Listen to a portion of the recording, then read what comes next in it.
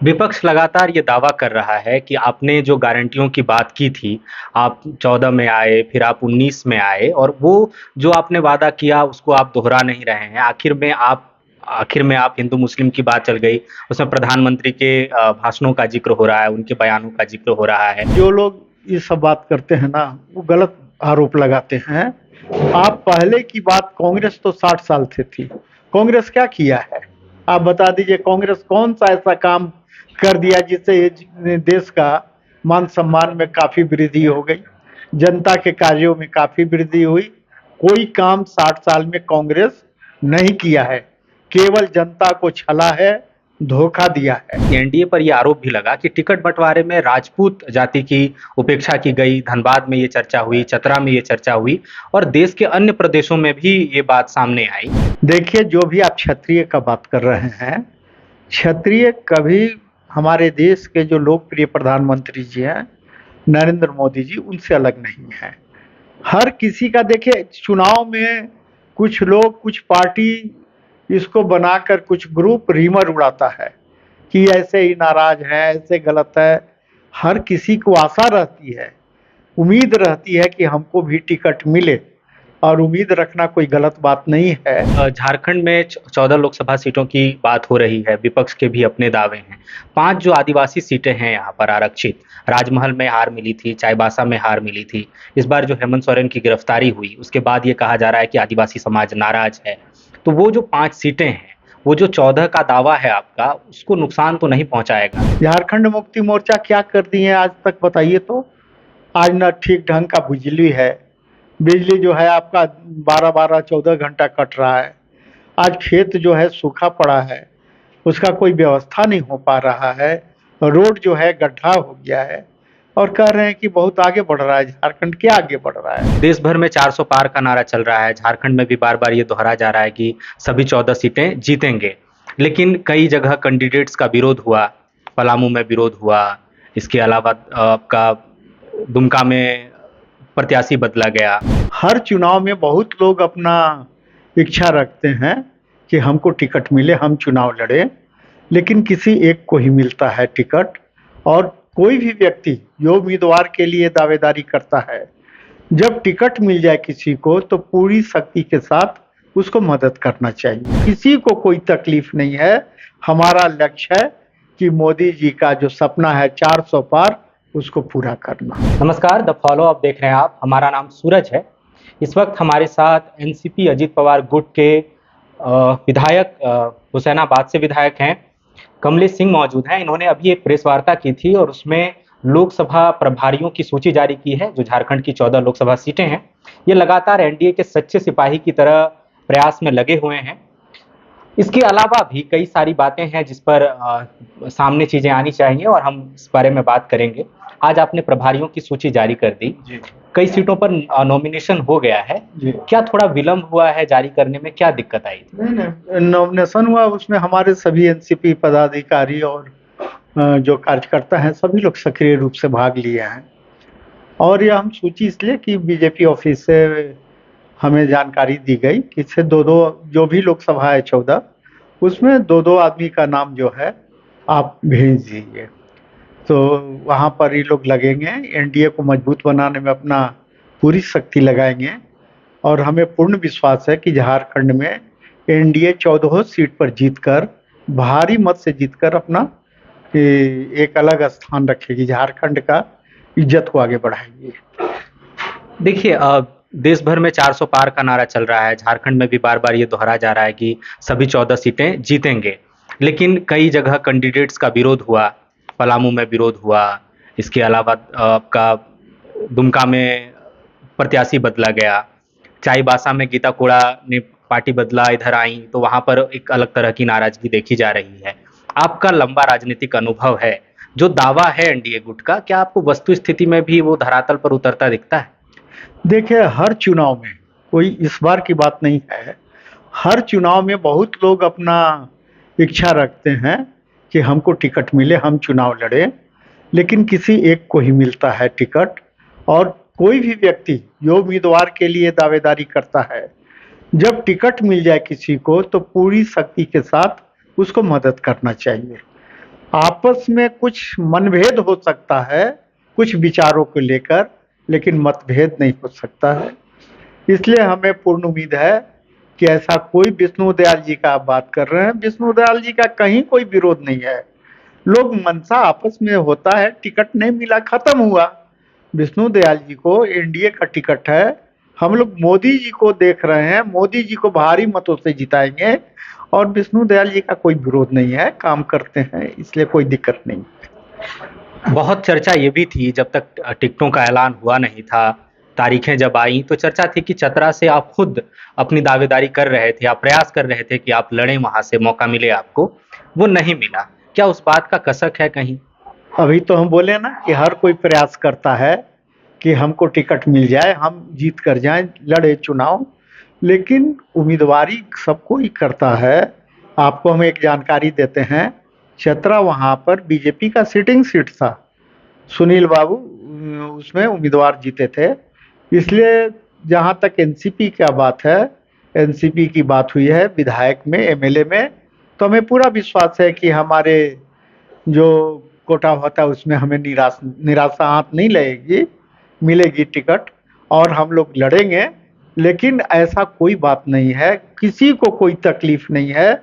हमारा लक्ष्य है कि मोदी जी का जो सपना है 400 पार, उसको पूरा करना। तो शायद आप ये खुलकर ना बोलें, ये राजनीतिक मजबूरी हो सकती है, लेकिन ये कहा जा रहा है कि एनडीए पर ये आरोप भी लगा कि टिकट बंटवारे में राजपूत जाति की उपेक्षा की गई। धनबाद में ये चर्चा हुई, चतरा में ये चर्चा हुई, और देश के अन्य प्रदेशों में भी ये बात सामने आई। आप लोगों से बात करते होंगे, मिलते होंगे, अपने समाज के लोग आपसे वार्ता करते होंगे, आपको दिखी कहीं वो, क्या वो स्थिति ठीक है या नाराजगी है, क्या उसका खामियाजा भुगतना पड़ जाएगा? देखिए, जो भी आप क्षत्रिय का बात कर रहे हैं, क्षत्रिय कभी हमारे देश के जो लोकप्रिय प्रधानमंत्री जी हैं नरेंद्र मोदी जी, उनसे अलग नहीं है।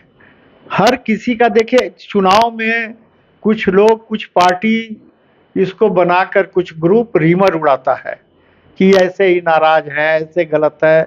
हर किसी को आशा रहती है, उम्मीद रहती है कि हमको भी टिकट मिले, और उम्मीद रखना कोई गलत बात नहीं है, उम्मीद रखना चाहिए।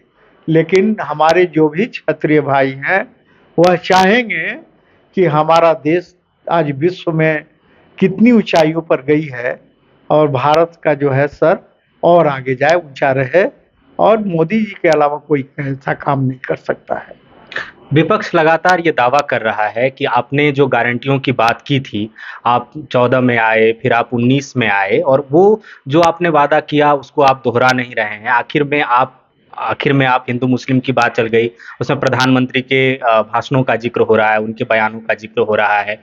कह रहे हैं कि आप जब तक आपने पुराने वादे पूरे किए नहीं, फिर आप उसका जिक्र भी नहीं कर रहे हैं।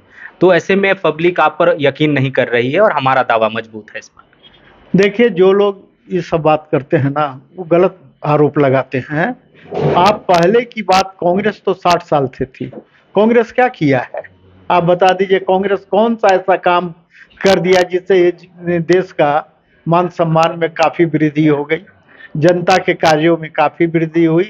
कोई काम 60 साल में कांग्रेस नहीं किया है, केवल जनता को छला है, धोखा दिया है।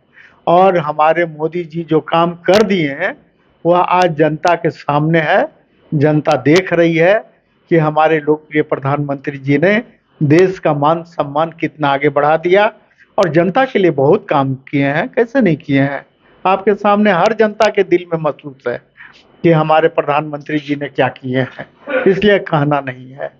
बहुत काम किए हैं, और पूरी जनता उनके काम से संतुष्ट है। इस बार झारखंड में 14 लोकसभा सीटों की बात हो रही है, विपक्ष के भी अपने दावे हैं। 5 जो आदिवासी सीटें हैं यहाँ पर आरक्षित, राजमहल में हार मिली थी, चाईबासा में हार मिली थी। इस बार जो हेमंत सोरेन की गिरफ्तारी हुई, उसके बाद ये कहा जा रहा है कि आदिवासी समाज नाराज है। तो वो जो 5 सीटें हैं, वो जो 14 का दावा है आपका, उसको नुकसान तो नहीं पहुंचाएगा? देखिए, एक बात हम आपको बता देते हैं कि अब पहले वाली बात नहीं है। हर व्यक्ति बुद्धिजीव है, और उसको सोचने समझने की अब शक्ति आ गई है कि कौन क्या हमारे लिए किया है। झारखंड मुक्ति मोर्चा क्या कर दिए हैं आज तक, बताइए तो? आज ना ठीक ढंग का बिजली है, बिजली जो है आपका 12-12 14 घंटा कट रहा है। आज खेत जो है सूखा पड़ा है, उसका कोई व्यवस्था नहीं हो पा रहा है, रोड जो है गड्ढा हो गया है, और कह रहे हैं कि बहुत आगे बढ़ रहा है। झारखंड क्या आगे बढ़ रहा है? यहाँ पर जो है आप जमीन का अति लगा कर खतियान का करके भाई भाई को झारखंड में लड़ा रहे हैं। आदिवासी और गैर आदिवासी का जो है यह कौन कर रहा है? यह नेता, कुछ चंद नेता लोग कर रहे हैं। भाई भाई को लड़ा रहे हैं, परिवार को तोड़ रहे हैं, और क्या कर रहे हैं? इसलिए आप देख लीजिएगा, कहीं कोई कसक नहीं है, कोई भी आरोप नहीं है। यह लगाते रहें, आपको 4 जून के बाद आपको पता चल जाएगा कि स्थिति साफ आ जाएगी। और मुझे पूर्ण रूप से विश्वास है कि एनडीए 14 सीट जीतकर और मोदी जी के सपनों को साकार करेगी। कल प्रधानमंत्री का दौरा है, इसके अलावा भी लगातार राष्ट्रीय नेताओं का दौरा होगा। चुनाव प्रचार जो है बहुत जोरों शोरों से चल रहा है, उसमें एनसीपी और खास तौर पर चूंकि आप लीडर हैं इस प्रदेश में उस पार्टी के, आपकी क्या भूमिका रह रही है? जो एनडीए के प्रत्याशी हैं उनको समर्थन देने में, चुनाव प्रचार को लेकर आप कहाँ कहाँ जाएंगे? इस बारे में क्या बातचीत हुई है? कहाँ कहाँ आप मंच पर नजर आएंगे? हमारी बात जो भी प्रभारी हैं यहाँ पर एनडीए के, बीजेपी के, उनसे बात हो रही है। और हर जगह हमारे आज जो मीटिंग है, यह अति आवश्यक कार्यकारिणी की मीटिंग थी, स्टेट कार्यकारिणी की, और इसमें यही दिशा निर्देश पारित किया गया कि पूरी शक्ति से एनसीपी को लग जाना है। इसके पहले भी जो काम हो रहा है, नॉमिनेशन चाहे सभा, हमारे सभी पदाधिकारीगण पूरी शक्ति से लगे हुए हैं कि एनडीए को भारी मतों से जिता कर भेजें। इसलिए हम सभी लोग मिलजुल कर, कोई भी सभा हो, माननीय प्रधानमंत्री जी का हो रहा है, उसमें हम भी कल जा रहे हैं डाल्टनगंज, सभा में रहेंगे। तो हर कोई लगा हुआ है, अपने स्तर से कोई पीछे नहीं है। एक आखिरी सवाल आपके लंबे राजनीतिक अनुभव को लेकर, जब भी चुनाव आते हैं और इस लोकसभा चुनाव में खास तौर पर दिखा कि जैसे ही चुनाव आया, टिकटों का जैसे बंटवारा शुरू हुआ, लोगों ने पार्टियां बदली और तुरंत एक मतलब रातों रात उन्होंने कहा कि हमें ये विचारधारा ठीक नहीं लगी। मतलब सालों लगते हैं एक विचारधारा गढ़ने में, पार्टी लाइन से ऊपर की ये राजनीतिक शुचिता अगर गिरेगी तो जो खास तौर पे युवा वोटर्स हैं जो सोच रहे हैं कुछ बदलाव को देख के, वोटिंग प्रतिशत जो गिरी, उसमें भी ये कहा जा रहा है जो पहले चरण का वोटिंग था उसमें प्रतिशत गिरा। तो क्या ये वजह नहीं है कि राजनीतिक शुचिता गिरने से जो भरोसा पब्लिक का है राजनेताओं पर वो गिर रहा है? देखिए, जहाँ तक हमारी बात है, हम कांग्रेस में थे 75 से लेकर 19 तक। तो 75 से लेकर और 1999 तक हम कांग्रेस में थे। लेकिन जो कांग्रेस की रवैया थी, उससे क्षुब्ध होकर हम लोग पार्टी से अलग हुए। और 1999 से लेकर अभी 24 तक आप देख रहे हैं कि हम इतना दिन हो गया, 24 साल 25 साल हम एनसीपी में ही हैं। जहाँ तक लोगों की पार्टी छोड़ने की बात आप कर रहे हैं, कोई भी पार्टी में है, बहुत दिन से है, और उसके अनुसार, चाहे देश के अनुसार, चाहे राज्य के अनुसार, चाहे उसके जिला के अनुसार अगर काम नहीं होगी तो कोई भी व्यक्ति लाचारी में पार्टी छोड़ता है। तो पार्टी कोई छोड़ना नहीं चाहता है, लेकिन पार्टी का जो रवैया है वह सकारात्मक नहीं रहेगा तो लाचारी में पार्टी छोड़ता है। इसलिए कोई मन से पार्टी नहीं छोड़ता है, तंग हो जाता है तब उस पार्टी से इस्तीफा देता है। हम भी तो कांग्रेस से इस्तीफा देकर 1999 में राष्ट्रवादी एनसीपी पार्टी में आए थे। इसलिए अपने सोच के अनुसार करता है लोग। बहुत शुक्रिया आपका पूरी बातचीत। बहुत बहुत धन्यवाद। तो ये हुसैनाबाद विधायक कमलेश सिंह हैं और इन्होंने तमाम सवालों के जवाब दिए कि पार्टी किस तरह से प्रचार कर रही है, एनडीए में एनसीपी क्या भूमिका अदा करेगी और आगे भी चुनाव प्रचार को लेकर, प्रधानमंत्री के दौरे को लेकर किस तरह की भूमिकाएं निभाई जाएंगी, और राजनीतिक शुचिता पर भी इन्होंने बहुत स्पष्ट तरीके से जवाब दिया। शुक्रिया।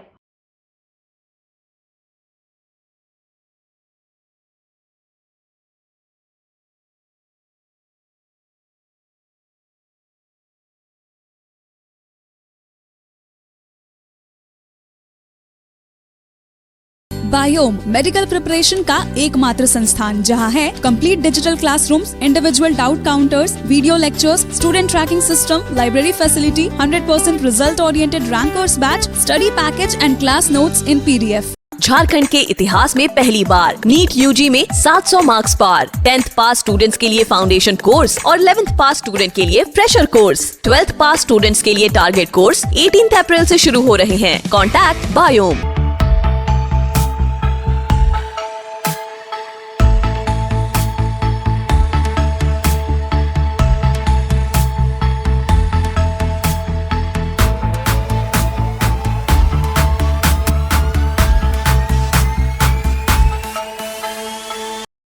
thefollowup.in.